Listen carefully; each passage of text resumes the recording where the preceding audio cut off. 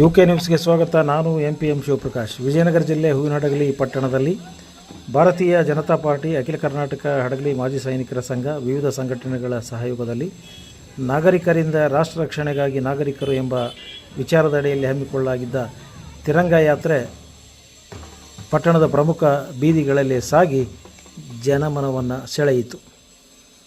Operation ಸಿಂಧೂರ ಮೂಲಕ ಪಾಕಿಸ್ತಾನಕ್ಕೆ ತಕ್ಕ ಉತ್ತರವನ್ನು ನೀಡಲಾಗಿದೆ ಎಂದು ಶಾಸಕ ಕೃಷ್ಣನಾಯ್ಕ ಹೇಳಿದರು. ಪಟ್ಟಣದಲ್ಲಿ ಹಮ್ಮಿಕೊಂಡಿದ್ದ ತಿರಂಗ ಯಾತ್ರೆಯ ಮುಕ್ತಾಯದ ನಂತರ ಬಹಿರಂಗ ಸಭೆಯಲ್ಲಿ ಮಾತನಾಡಿ ಅವರು ಹೇಳಿದರು. ಆಪರೇಷನ್ ಸಿಂಧೂರ ಮೂಲಕ ಪಾಕಿಸ್ತಾನಕ್ಕೆ ತಕ್ಕ ಉತ್ತರ ನೀಡಿ ಉಗ್ರಗಾಮಿಗಳನ್ನು ಸದೆಬಡಿದು ಪಹಲ್ಗಾಮ್ ದಾಳಿಗೆ ಪ್ರತೀಕಾರ ತೀರಿಸಿಕೊಂಡ ಹೆಮ್ಮೆ ಯೋಧರಿಗೆ ಅಭಿನಂದಿಸಲು ಹಾಗೂ ಪ್ರಧಾನಮಂತ್ರಿ ನರೇಂದ್ರ ಮೋದಿಜಿಯವರ ನೇತೃತ್ವದ ಕೇಂದ್ರ ಸರ್ಕಾರವನ್ನು ಬೆಂಬಲಿಸಿ ಯಾತ್ರೆಯನ್ನು ಕೈಗೊಳ್ಳಲಾಗಿದೆ ಎಂದರು. ನಿವೃತ್ತ ಸೈನಿಕರಾದ ಅಶೋಕ್, ಬಿಜೆಪಿ ಜಿಲ್ಲಾ ಅಧ್ಯಕ್ಷರಾದ ಸಂಜೀವ್ ರೆಡ್ಡಿ, ಮಾಜಿ ಶಾಸಕ ನಂದೇಳಿ ಹಾಲಪ್ಪ ಮಾತನಾಡಿದರು.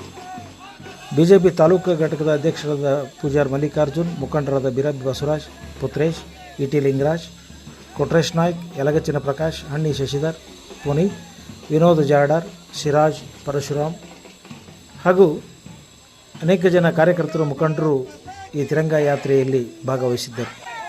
ಜೊತೆಗೆ ಆಟೋ ಚಾಲಕರ ಸಂಘದವರು, ವರ್ತಕ ಸಂಘದವರು, ಹಡಗಲಿಯ JCI, ರೈತ ಸಂಘ, ವಕೀಲರು, ವಿದ್ಯಾರ್ಥಿಗಳು ಅನೇಕ ಜನ ಭಾಗವಹಿಸಿ ತಿರಂಗ ಯಾತ್ರೆಯನ್ನು ಯಶಸ್ವಿಗೊಳಿಸಿದರು.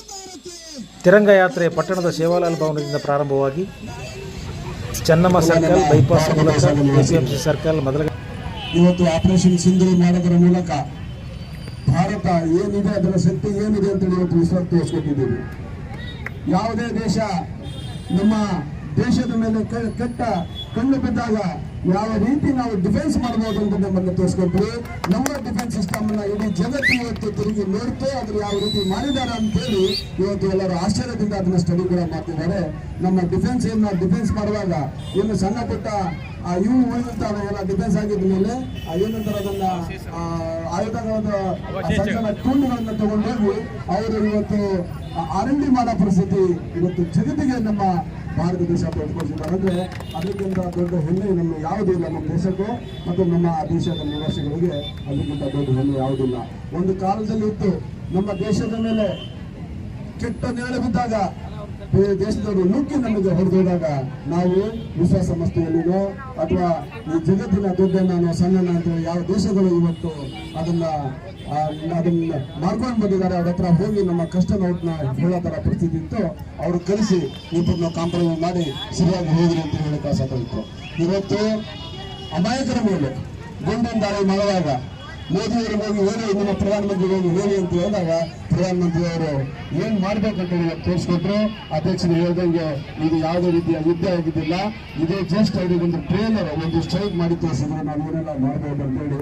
ಅವರೆಲ್ಲರೂ ದೇಶನೇ ಗುರುಗೋಗ್ಬಿಡುತ್ತೆ, ದೇಶನೇ ನಾಶ ಆಗುತ್ತೆ ಅಂತೇಳಿ ಅವರ ದೇಶದಲ್ಲಿ ಅವರ ಸಂಸತ್ತಲ್ಲಿ ನಮ್ಮ ದೇಶವನ್ನು ಉಳಿಸಿ ಅಂತ ಅವರು ಅಂಗಲಾಚಿದ್ರು, ಅವರು ಕಣ್ಣೀರಾಕಿದ್ರು. ಆ ರೀತಿ ಕೇವಲ ಒಂದೇ ರಾತ್ರಿ ಎರಡೇ ರಾತ್ರಿಯಲ್ಲಿ ನಮ್ಮ ದೇಶದ ಪ್ರಧಾನಿ ನಾವು ದೇಶ ಭಾರತೀಯರು ಯಾರು ಅಂತ ಹೇಳಿ ತೋರಿಸ್ಬೇಕು. ಹಾಗಾಗಿ ಇದಕ್ಕೆಲ್ಲ ಕಾರಣಕರ್ತರು ಯಾರು ಅಂತಂದ್ರೆ ನಮ್ಮ ಸೈನಿಕರು, ನಮ್ಮ ಗಡಿಗಾದ ಯೋಧರು ಮತ್ತು ಈ ಮೂರು ವಾಯುನೆಲೆ, ಜಲ ಮತ್ತು ನಾವು ಮೂರು ನಮ್ಮ ಏನು ಇದಿದ್ದಾವೆ ಶಕ್ತಿ ಇದೆ, ಆ ಶಕ್ತಿ ಏನಂತ ತೋರಿಸ್ಕೊಟ್ವಿ. ಹಾಗಾಗಿ ಇವತ್ತು ತಿರಂಗ ಯಾತ್ರೆ ಮಾಡಿದ್ದು ದೇಶದ ಭಕ್ತಿಗೋಸ್ಕರ ಮತ್ತು ನಮ್ಮ ಸೈನಿಕರಿಗೆ ತಾವು ಮುಂದೆ ಹೊರಿವಿ, ನಿಮ್ಮ ಮುಂದೆ ನಾವು ಇರ್ತೀವಿ ಅಂತ ಇದಕ್ಕೋಸ್ಕರ ಇದು ವೇದಿಕೆ ಆಗಿತ್ತು. ಹಾಗಾಗಿ ಈ ಕಾರ್ಯಕ್ರಮ ತಂದ್ರೆ ಎಲ್ಲರಿಗೂ ಕೂಡ ನಾನು ಧನ್ಯವಾದ ಅರ್ಪಿಸಿ ಮತ್ತೊಮ್ಮೆ ಈ ದೇಶಕ್ಕೋಸ್ಕರ ನಾವು ಇದೀವಿ. ಇದು ದೇಶ ಇಲ್ಲ ಅಂತಂದ್ರೆ ನಾವೆಲ್ಲ ನಮ್ಮನ್ನ ಹೇಗೆ ಬಗೆ ಕಾಯ್ತಿದ್ದಾರೆ. ಇವತ್ತು ನಾವು ನಿದ್ದೆ ಆರಾಮಾಗಿ ಮಾಡ್ತಾ ಇದ್ದೀವಿ, ಆರಾಮಾಗಿ ನೆಮ್ಮದಿಯಿಂದ ಇದ್ದೀವಿ ಅಂತಂದ್ರೆ ಅದಕ್ಕೆ ಸೈನಿಕರ ಕಾರಣ. ಅವ್ರಿಗೆ ನಾವು ಎಷ್ಟೇ ಧನ್ಯವಾದ ಅರ್ಪಿಸಿದ್ರು ಕೂಡ ಸಾಕು. ಹಾಗಾಗಿ ಆ ಸೈನಿಕರ ಪರವಾಗಿ ಆ ದೇಶವನ್ನು ರಕ್ಷಿಸಿ ದೇಶ ಸೇವೆ ಮಾಡಿ ಇವತ್ತು ನಮ್ಮೊಂದಿಗೆ ನಿಂತಿರುವ ಈಗ ಮಾಜಿ ಯೋಧರಿಗೆ ಕೂಡ ನಾನು ಭಾರತ ಮಾತೆಯ ಒಂದು ಸಲಾಮನ್ನು ಕೊಟ್ಟು ಈ ವೇದಿಕೆ ಮತ್ತು ಮುಂಭಾಗದಲ್ಲಿ ಸೇರುವ ಎಲ್ಲ ಗಣ್ಯತೆಗಳು ಮತ್ತು ಎಲ್ಲ ವಿದ್ಯಾರ್ಥಿಗಳು ಮತ್ತು ವಿದ್ಯಾರ್ಥಿಗಳಿಗೆ ಮತ್ತೊಮ್ಮೆ ಧನ್ಯವಾದ ಹೇಳಿ ನನ್ನ ಮಾತನ್ನು ಮತ್ತೊಮ್ಮೆ ಭಾರತ್ ಮಾತಾ ಕೀ